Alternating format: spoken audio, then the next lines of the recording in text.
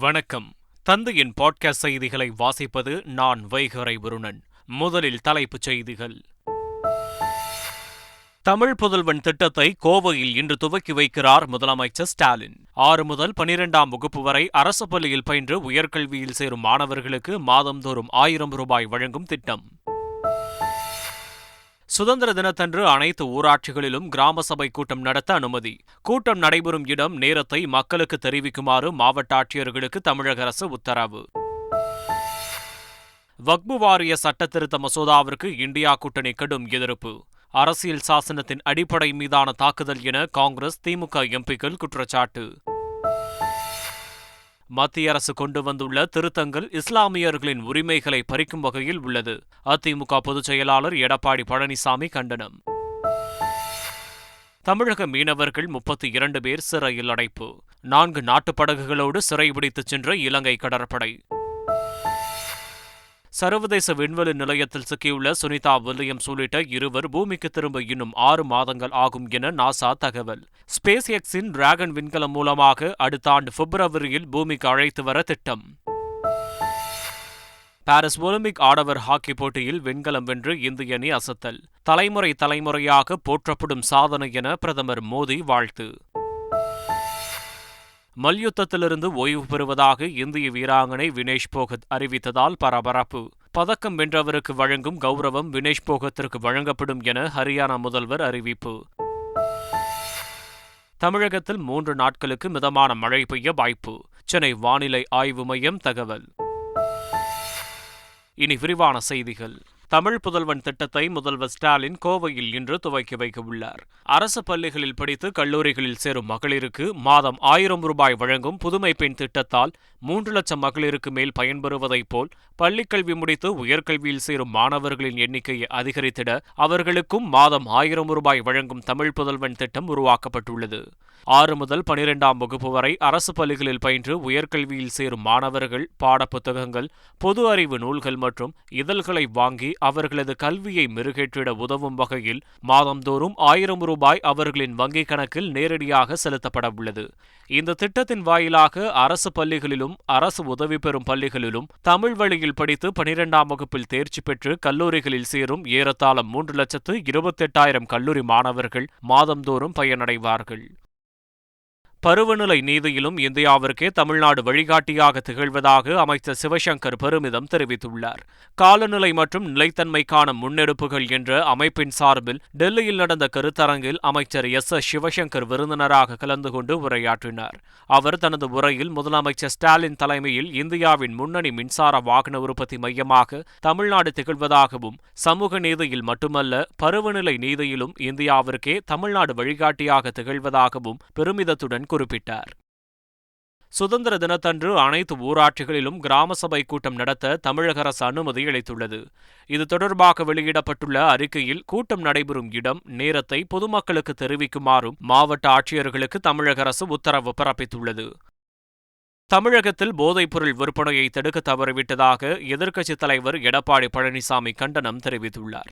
அவரது எக்ஸ் தள பதிவில் சென்னை நங்கநல்லூரில் பள்ளி மாணவரிடம் கஞ்சா பட்டலங்கள் இருந்ததாக வெளியான செய்தியை குறிப்பிட்டுள்ள அவர், பெட்டிக் கடைகளில் மிட்டாய் விற்பது போல் சர்வ சுதந்திரமாக போதைப்பொருள் விற்பனை நடைபெறுவதாக குற்றம் சாட்டியுள்ளார்.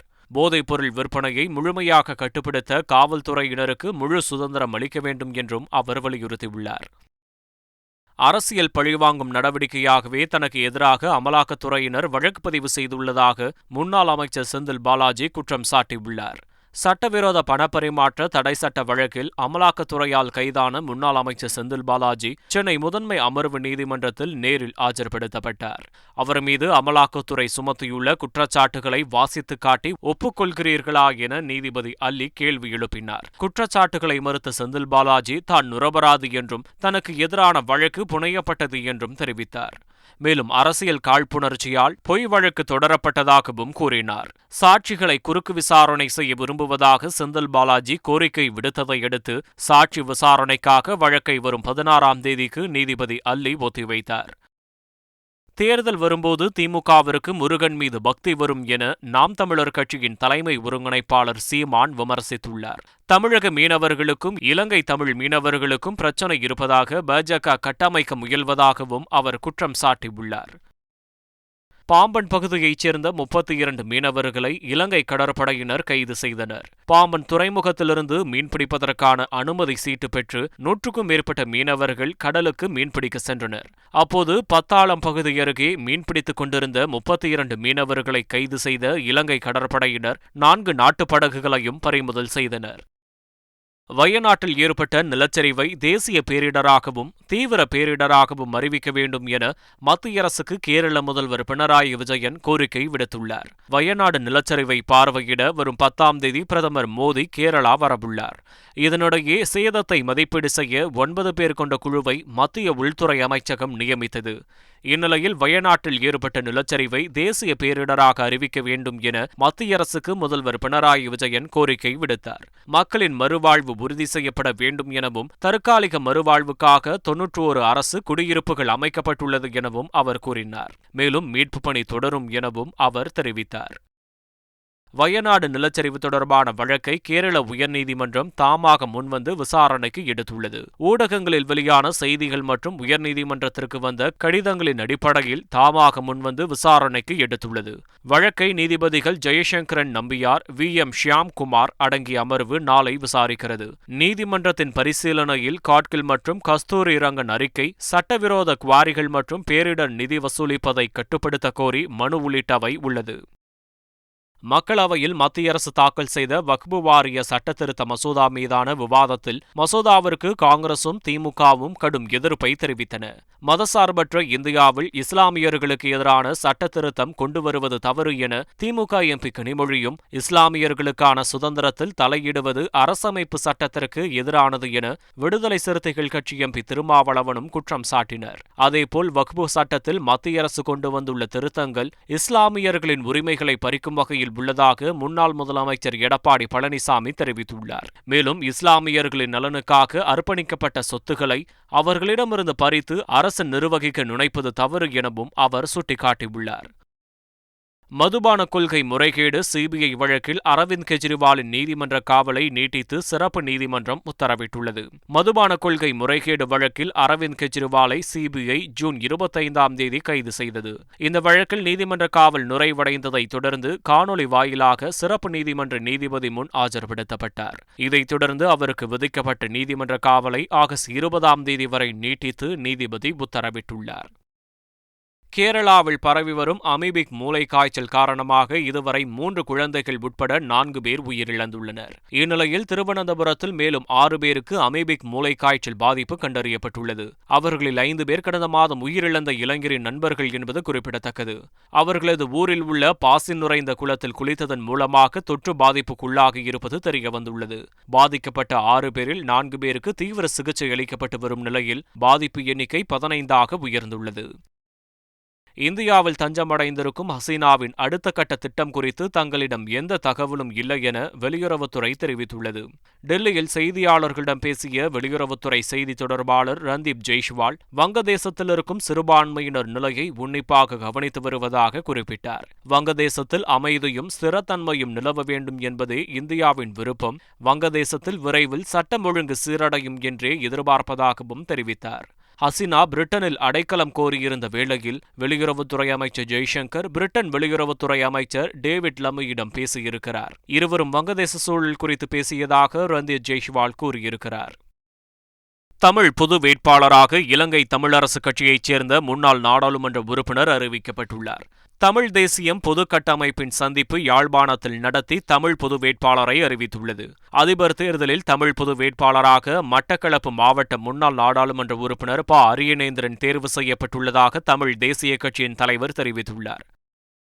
இலங்கை அதிபர் தேர்தலில் சஜித் பிரேமதாசாவிற்கு ஸ்ரீலங்கா சுதந்திர கட்சியின் பொதுச் செயலாளர் தயாசிறி ஜெயசேகர அணி ஆதரவளிக்க தீர்மானித்துள்ளது.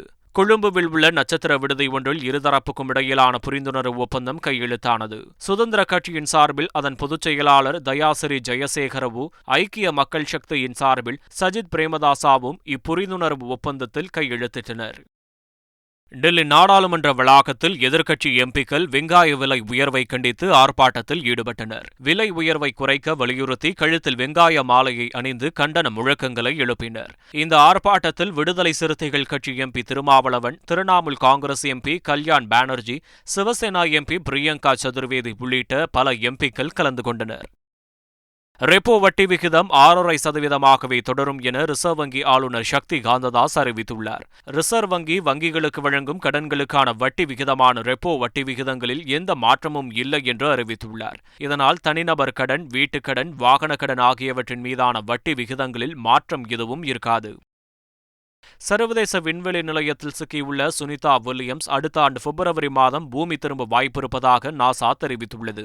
கடந்த ஜூன் 6ஆம் தேதி போயிங் நிறுவனத்தின் ஸ்டார்லைனர் விண்கலம் மூலம் சர்வதேச விண்வெளி நிலையத்திற்கு சென்ற சுனிதா வில்லியம்ஸ் மற்றும் புட்ச் வில்மோர் ஆகியோர் விண்கலத்தில் ஏற்பட்ட தொழில்நுட்ப கோளாறு காரணமாக பூமி திரும்ப முடியாத சூழல் ஏற்பட்டுள்ளது. இந்நிலையில் தொலைபேசி வழி ஊடக சந்திப்பில் பேசிய நாசா விஞ்ஞானிகள் ஸ்டார்லைனர் விண்கலத்தை மட்டுமே நம்பியிருக்காமல் மாற்று வழிகளையும் ஆராய்ந்து வருவதாக தெரிவித்துள்ளனர். அதன்படி செப்டம்பர் 24ஆம் தேதி ஏவப்படவுள்ள ஸ்பேஸ் எக்ஸின் டிராகன் விண்கலம் மூலம் அவர்களை பூமிக்கு அழைத்து வர வாய்ப்பிருப்பதாக கூறப்படுகிறது. இந்த விண்கலத்தில் 2 வீரர்களுக்கான இருக்கைகள் காலியாக வைக்கப்பட்டு பூமிக்கு திரும்பும் பயணத்தில் சுனிதா மற்றும் வில்மோர் இருவரையும் அழைத்து வரலாம் என ஆலோசிக்கப்பட்டு வருகிறது. பாரிஸ் ஒலிம்பிக் ஆடவர் ஹாக்கி போட்டியில் வெண்கல பதக்கம் வென்று இந்திய அணி அசத்தியுள்ளது. ஆடவர் ஹாக்கி வெண்கல பதக்கத்திற்கான போட்டியில் இந்தியாவும் ஸ்பெயினும் பல பரீட்சை நடத்தின. போட்டியின் முதல் கார் பகுதியில் இரு அணியினரும் கோல் அடிக்கவில்லை. தொடர்ந்து நடைபெற்ற 2வது கார் பகுதியில் 18வது நிமிடத்தில் ஸ்பெயின் வீரர் மார்க் மொரால்ஸ் கோல் அடிக்க 30வது நிமிடத்தில் இந்திய அணியின் கேப்டன் ஹர்மன்பிரீத் சிங் கோல் அடித்தார். இதனால் முதல் பாதியாட்டம் 1-1 என்ற கோல் கணக்கில் சமனானது. தொடர்ந்து 3வது கால் பகுதி தொடங்கிய சில நிமிடங்களிலேயே இந்திய அணியின் கேப்டன் ஹர்மன்பிரீத் சிங் மீண்டும் கோல் அடித்து அசத்தினார். இதனால் இந்தியா முன்னிலை பெற்ற நிலையில் தொடர்ந்து நடைபெற்ற போட்டியில் ஸ்பெயின் வீரர்களின் கோல் முயற்சிகளை இந்திய வீரர்கள் முறியடித்தனர். கடைசி நிமிடம் வரை பரபரப்பாக நடைபெற்ற போட்டியின் முடிவில் 2-1 என்ற கோல் கணக்கில் இந்தியா த்ரில் வெற்றி பெற்று ஒலிம்பிக் ஹாக்கியில் தொடர்ந்து 2வது முறை வெண்கல பதக்கத்தை வசப்படுத்தி வரலாறு படைத்தது. ஒலிம்பிக் ஹாக்கியில் இந்தியா வெண்கல பதக்கம் வென்றுள்ள நிலையில் இந்திய அணியின் கோல் கீப்பர் ஸ்ரீஜேஷ் வெண்கல பதக்கத்துடன் தனது கேரியரை நிறைவு செய்துள்ளார். ஒலிம்பிக் ஹாக்கியில் வெண்கலம் வென்ற இந்திய ஹாக்கி அணிக்கு பிரதமர் நரேந்திர மோடி வாழ்த்து தெரிவித்துள்ளார். இந்த வெற்றி தலைமுறையாக போற்றப்படும் சாதனை என பிரதமர் மோடி பெருமிதம் தெரிவித்துள்ளார். ஒவ்வொரு இந்தியரும் ஹாக்கியுடன் உணர்வுபூர்வமான தொடர்பை கொண்டிருப்பதாகவும் இந்த சாதனை நம் தேசத்தின் இளைஞர்களிடையே விளையாட்டை மேலும் பிரபலமாக்கும் என்றும் பிரதமர் மோடி குறிப்பிட்டுள்ளார். பாரிஸ் ஒலிம்பிக்கில் விதிமீறலில் ஈடுபட்ட மல்யுத்த வீராங்கனை அன்டிம்பங்களுக்கு 3 ஆண்டு தடை விதிக்க இந்திய ஒலிம்பிக் சங்கம் முடிவு செய்துள்ளதாக கூறப்படுகிறது. தனக்கு வழங்கப்பட்ட அடையாள அட்டையை தனது சகோதரியிடம் வழங்கி ஒலிம்பிக் கிராமத்திலிருந்து தன் உடைமைகளை அன்டிம்பங்கள் எடுத்து வர சொல்லியதாக தெரிகிறது. விதிகளை மீறி ஒலிம்பிக் கிராமத்திற்குள் நுழைந்த அன்டிம்பங்களின் சகோதரியை பாதுகாவலர்கள் பிரான்ஸ் போலீசாரிடம் ஒப்படைத்தனர். இந்நிலையில் விதிகளை மீறி செயல்பட்ட அன்டிம்பங்களுக்கு 3 ஆண்டு தடை விதிக்க இந்திய ஒலிம்பிக் கமிட்டி திட்டமிட்டுள்ளதாக தெரிகிறது.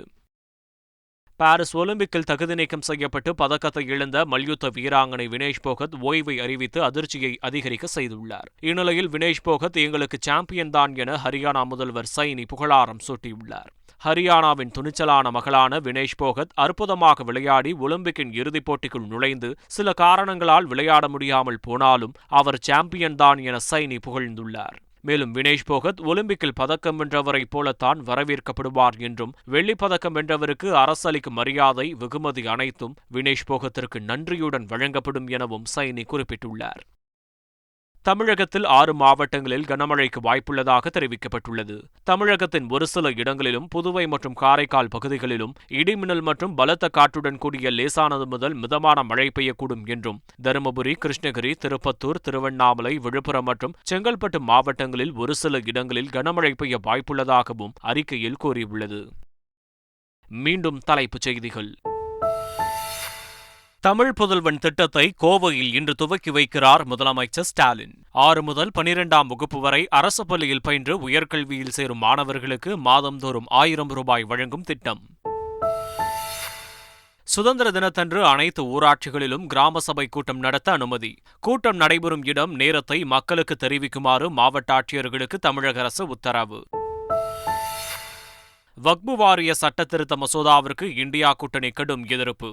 அரசியல் சாசனத்தின் அடிப்படை மீதான தாக்குதல் என காங்கிரஸ், திமுக எம்பிக்கள் குற்றச்சாட்டு. மத்திய அரசு கொண்டு வந்துள்ள திருத்தங்கள் இஸ்லாமியர்களின் உரிமைகளை பறிக்கும் வகையில் உள்ளது. அதிமுக பொதுச் செயலாளர் எடப்பாடி பழனிசாமி கண்டனம். தமிழக மீனவர்கள் 32 பேர் சிறையில் அடைப்பு. 4 நாட்டுப் படகுகளோடு சிறைபிடித்துச் சென்ற இலங்கை கடற்படை. சர்வதேச விண்வெளி நிலையத்தில் சிக்கியுள்ள சுனிதா வில்லியம்ஸ் உள்ளிட்ட 2 பூமிக்கு திரும்ப இன்னும் 6 மாதங்கள் ஆகும் என நாசா தகவல். ஸ்பேஸ் எக்ஸின் டிராகன் விண்கலம் மூலமாக அடுத்த ஆண்டு பிப்ரவரியில் பூமிக்கு அழைத்து வர திட்டம். பாரிஸ் ஒலிம்பிக் ஆடவர் ஹாக்கி போட்டியில் வெண்கலம் வென்று இந்திய அணி அசத்தல். தலைமுறையாக போற்றப்படும் சாதனை என பிரதமர் மோடி வாழ்த்து. மல்யுத்தத்திலிருந்து ஓய்வு பெறுவதாக இந்திய வீராங்கனை வினேஷ் போகத் அறிவித்ததால் பரபரப்பு. பதக்கம் வென்றவருக்கு வழங்கும் கௌரவம் வினேஷ் போகத்திற்கு வழங்கப்படும் என ஹரியானா முதல்வர் அறிவிப்பு. தமிழகத்தில் 3 நாட்களுக்கு மிதமான மழை பெய்ய வாய்ப்பு.